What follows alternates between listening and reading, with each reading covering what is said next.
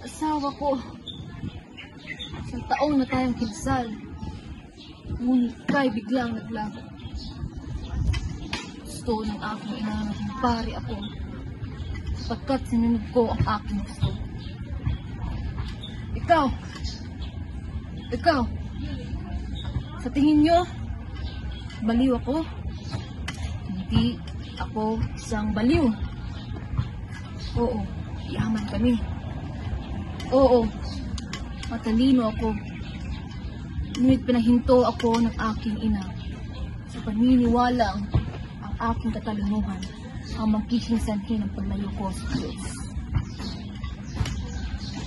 Isang araw, pinunta ako sa bahay ni Don Filipo at Aling Doria.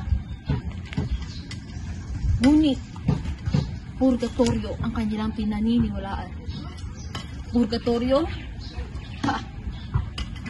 Hindi ako naniniwala sa purgatorio. Naniniwala ako sa Diyos at Diyos lamang. Nagkita kami ni Ibarra, subalit ang ginawa niya ay pinagtanggol niya lamang kanyang sarili sa paniniwalang liligtas siya ng gobyerno. Ang gobyerno? Ang gasa ng bayan? Ha!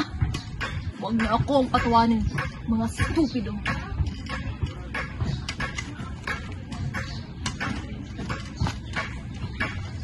Kakalungkot kasi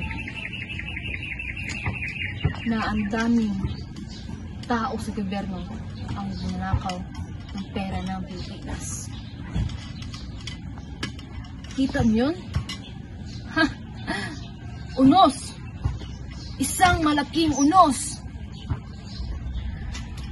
At oo, masaya ako dahil ang unos na yun ang uubos sa mga taong nagdinakaw ng pera sa bayan.